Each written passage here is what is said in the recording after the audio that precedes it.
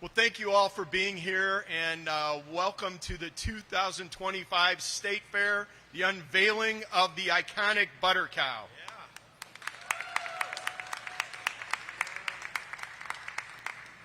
Very pleased to have with us Governor J.B. Pritzker, First Lady M.K. Pritzker, our State Fair Manager, Rebecca Clark, as well as our Illinois County Fair Queen, Jana Folker, and Kendra Anderson from Midwest Dairy.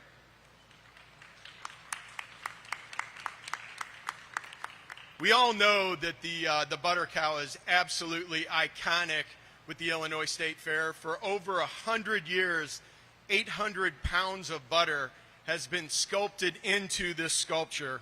We want to thank our sculptor, Sarah Pratt. Year after year, she churns out an amazing sculpture. So she's done a great job. Please make sure that when you look at the sculpture, you're looking for the 13 hearts that are hidden in the sculpture. They represent the 13 nutrients that are found in milk.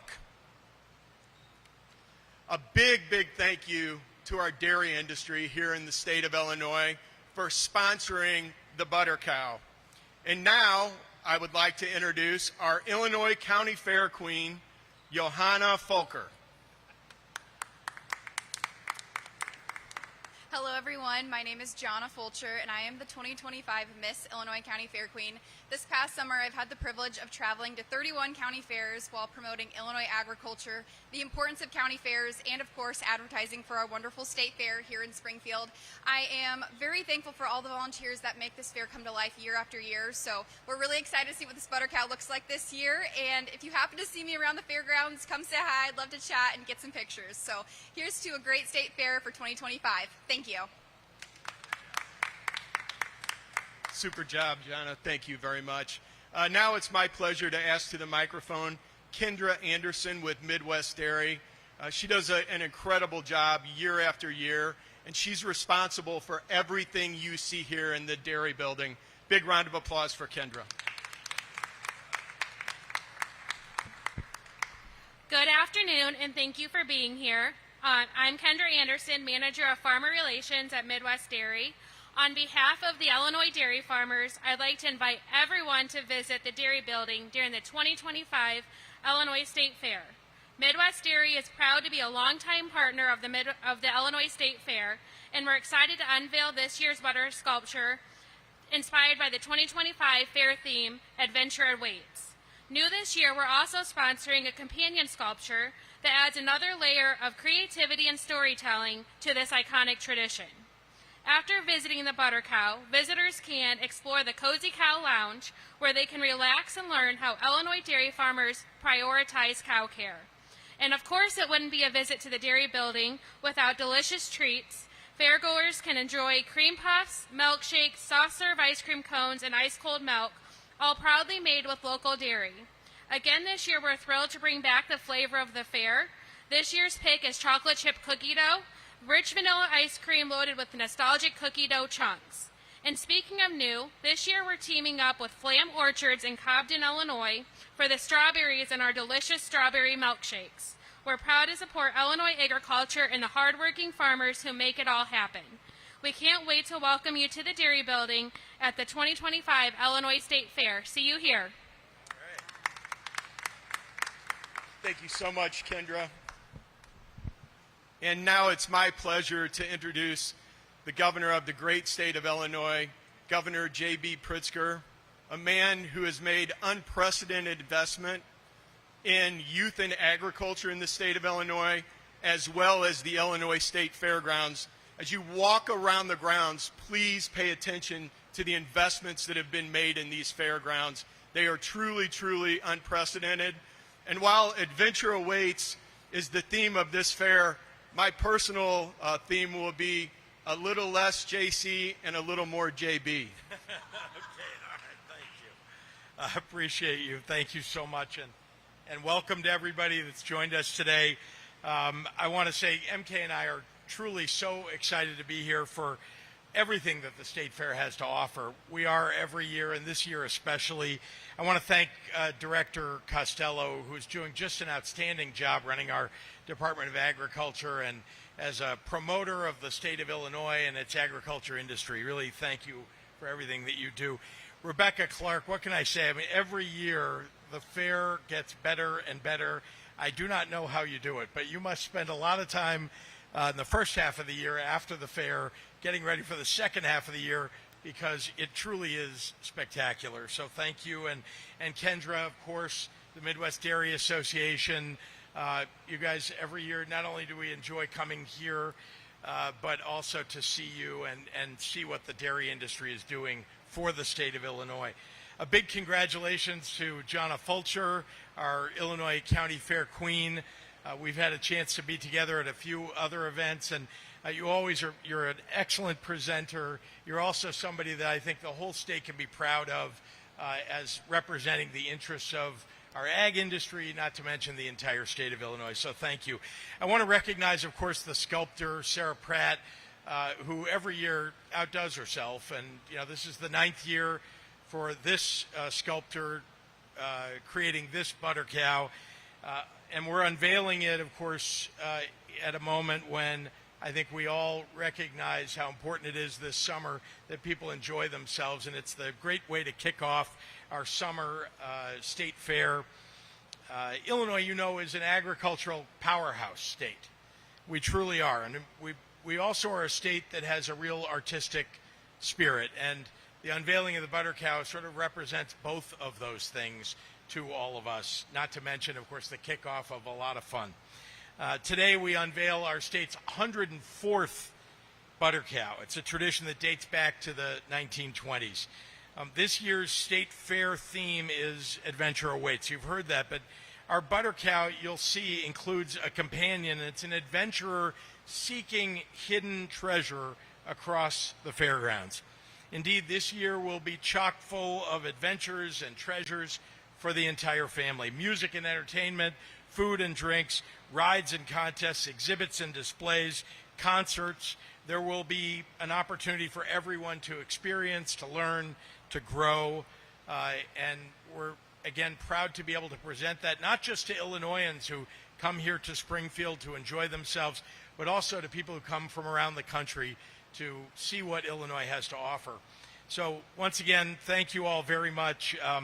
Before the big unveiling, I want to remind you that tomorrow, I hope you'll join us, tomorrow morning at the main gate will be the official opening of the 2025 Illinois State Fair, and we're going to have a lot of fun there.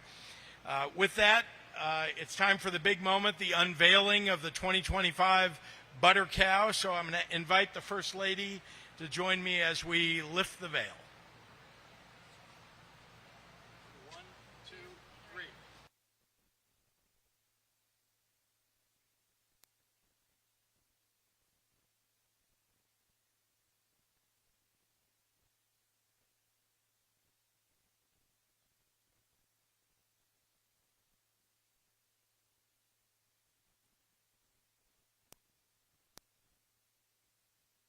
Here's the butter cow, so I'll get out of the way as fast as I can.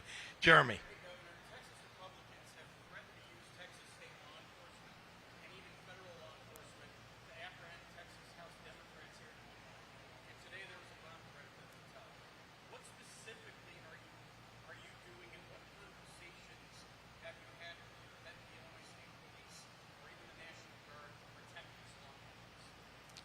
Let me be clear, they're welcome. These lawmakers are welcome in the state of Illinois. So are Texas Rangers. They can go visit the lakefront in Chicago. They can come to the state fair, but they're not arresting and taking anybody away from Illinois. As to the FBI, there is no federal law that prevents the legislators from Texas from coming to the state and spending their time here and breaking quorum in the state of Texas. There's been a civil warrant issued by none other than the Republican Speaker of the House of Texas. A civil warrant, as you know, does not allow the Texas Rangers or anybody in Texas to grab anybody outside of the state of Texas. So we're very proud to have them here. Frankly, they're heroes. These are people who are standing up for democracy, and we're going to do everything we can to protect them while they're here in our state. So, as you know, as you pointed out, there was a bomb threat this morning at a hotel that some of them are staying at. Last night, there was a right-wing podcaster who took a video of where they're staying, posted it, put a map up to point out exactly what hotel they're at.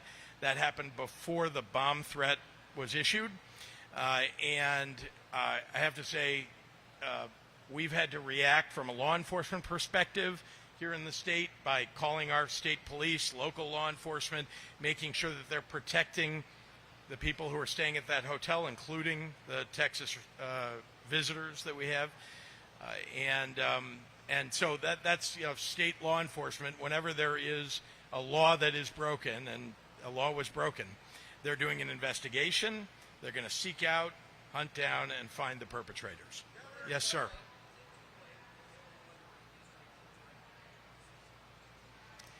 It's never too late, Peter.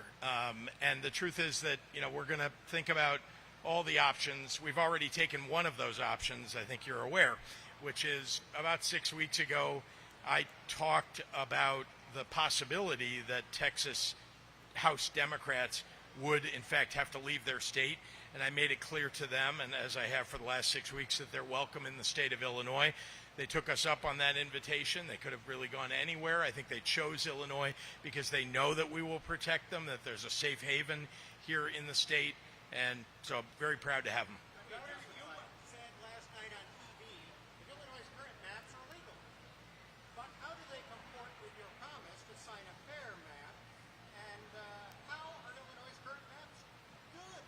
Look, I think we should have an independent commission. We should have one nationally so that there's no dispute about it. But when they throw the rule book out, as Donald Trump and Greg Abbott have, when Republican states are more often gerrymandering than Democratic states are, and when Democratic states have already, some of them had independent commissions, it seems like all bets are off. We've got to consider all the options when they're trying to take democracy away. Look, there are 5 districts in Texas that Donald Trump says he is entitled to have turned over to Republicans. You know what those 5 districts are? They're 5 districts that are legal under the Voting Rights Act, that are represented by black and brown people and represent black and brown people. And I might say that when we passed our maps here, fully legal, compliant constitutionally and with the Voting Rights Act. And so I'm very proud of that fact, and proud of the fact that the people of Texas, the Democrats from Texas that are here, are standing up for the democratic principles that we believe in the state of Illinois. John. But the president said they did it to us. Didn't Illinois do it to the Republicans? Like you signed This is you all know that there is a decennial census that takes place in this country, and right after a decennial census, you redraw the maps in a state. It happens. Sometimes it gets done more politically, sometimes it gets done by an independent commission, but it happens. Usually, in this case, it was in 2021. The truth is that now you've got Donald Trump and Greg Abbott and Ken Paxton and John Cornyn all saying that, oh, no, we're going to break the rules. We're going to go in the middle of the decennial, the decade that we're in, and we're going to redistrict in 2025. They're only doing that for one reason. It's because they know they're going to lose in 2026 if they don't breach the rules, if they don't cheat. And we know that especially Donald Trump is a cheater. He's cheated people out of money. He's defrauded people out of money. He's cheated on his wives. He's willing to cheat the American people out of their votes. Ben.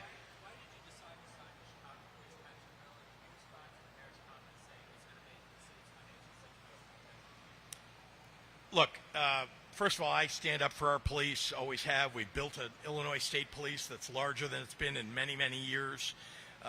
And they deserve to have the same rules applied to them as are applied to police all over the state of Illinois. And that's all that this bill did. Secondly, the mayor never once called me, or as far as I know, any legislators, to oppose that bill or to ask for any changes in that bill.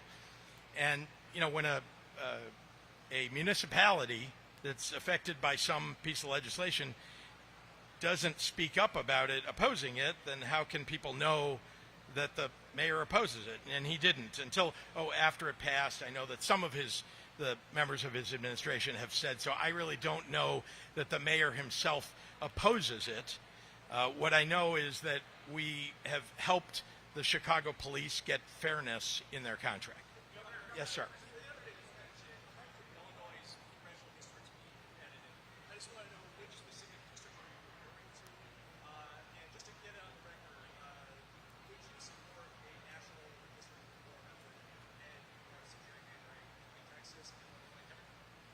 I absolutely favor, if we can get rid of any kind of partisan gerrymandering across the entire United States all at once, I absolutely favor that.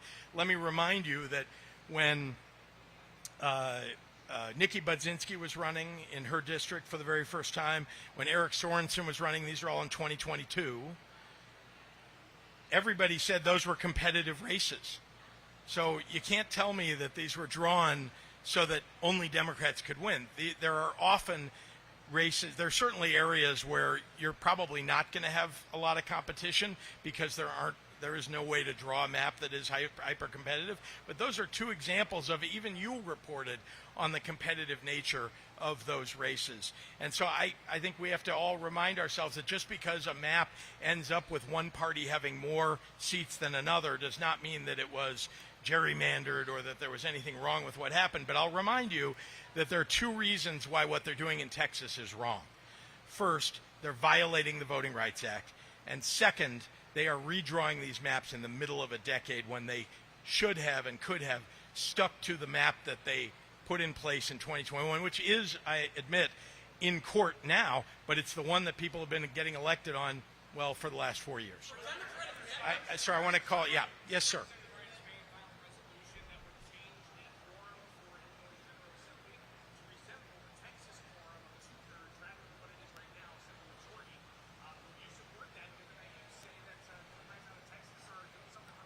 You know, I haven't looked at it. I honestly, these are rules of the House that they'll have to determine for themselves.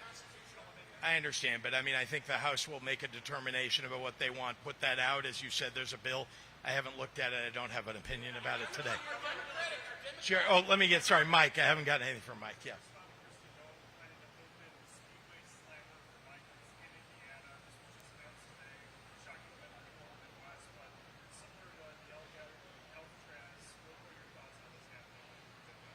I mean, this is more cruelty from an administration that consistently demonstrates that it does not care about people, that it will bring cruelty to an issue that frankly requires us to have some regard for humanity.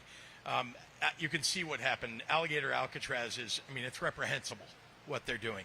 It's also reprehensible that they take people off the streets, that you don't get your family doesn't get notified, right? Your habeas corpus rights are taken away, and you end up in a gulag in El Salvador. This is just more of the same. Thanks, everyone. We're going to do a quick group picture here, guys.